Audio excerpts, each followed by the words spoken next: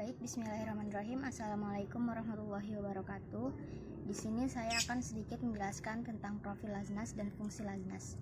Menurut Undang-Undang Nomor 38 Tahun 1999, Laznas adalah institusi pengelolaan zakat yang sepenuhnya dibentuk atas prakarsa masyarakat yang bergerak di bidang dakwah, pendidikan, sosial, dan kemaslahatan umat Islam.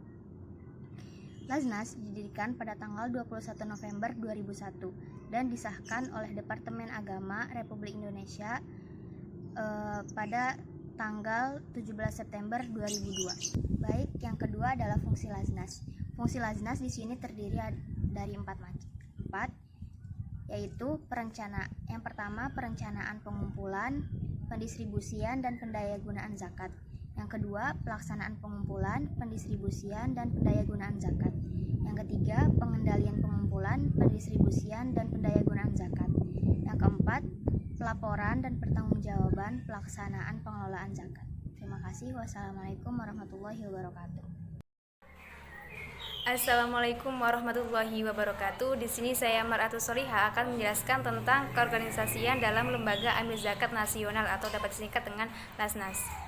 Dalam menjalankan fungsinya, Lembaga Amil Zakat membentuk struktur keorganisasian kelembagaan agar dapat bekerja dengan efektif dan juga efisien. Adapun struktur tersebut memuat Dewan Pertimbangan, Dewan Pengawas, dan juga Dewan Pelaksana. Hubungan mengenai masing-masing bagian tersebut bersifat koordinatif, konsultatif, dan juga informatif. Mengenai bagian strukturnya akan saya jelaskan sebagai berikut. Yang pertama ada Dewan Pertimbangan yang terdiri dari ketua, wakil ketua, sekretaris, dan juga anggota. Dan yang kedua ada Dewan Pengawas yang terdiri dari ketua, wakil ketua, sekretaris, anggota, dan juga audit internal. Dan yang ketiga atau yang terakhir ada Badan Pelaksana yang terdiri dari ketua, wakil ketua, sekretaris, bendahara, dan juga ada divisi penghimpunan, divisi pendistribusian, divisi perencanaan dan pengembangan, dan juga divisi hukum. Sebagaimana disebutkan dalam Undang-Undang Nomor 23 Tahun 2011 bahwa dalam pembentukannya Laznas wajib mendapatkan izin dari menteri atau pejabat yang ditunjuk oleh menteri. Izin ini hanya diberikan apabila Laznas tersebut memenuhi persyaratan sebagai berikut. Yang pertama, terdaftar sebagai organisasi kemasyarakatan Islam yang mengelola bidang pendidikan, dakwah, dan juga sosial. Yang kedua, berbentuk lembaga berbadan hukum. Yang ketiga, mendapat rekomendasi dari Badan Amil Zakat Nasional atau Basnas. Yang keempat, memiliki Dewan Pengawas Syariah. Yang kelima, memiliki kemampuan teknis, administratif, dan juga keuangan untuk melaksanakan kegiatannya. Yang keenam, bersifat nirlaba. Yang ketujuh, memiliki program untuk mendayagunakan zakat bagi kesejahteraan umat.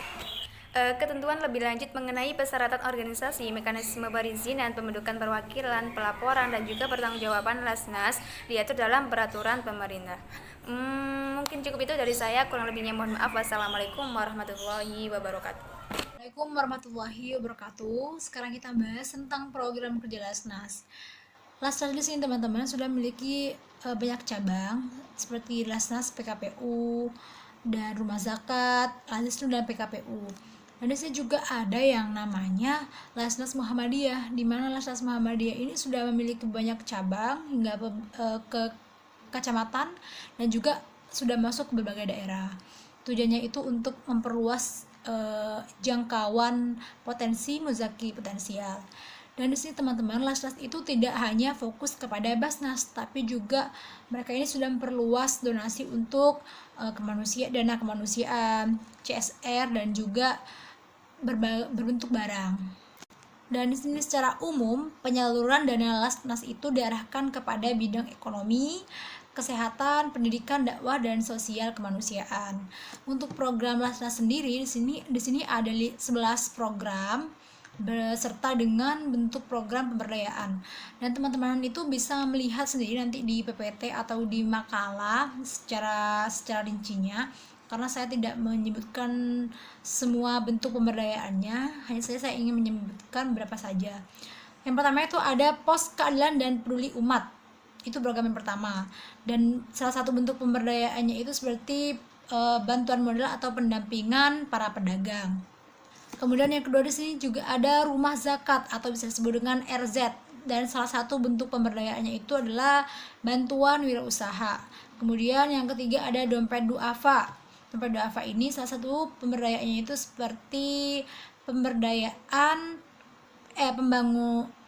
berbasis peternakan, tuh teman-teman.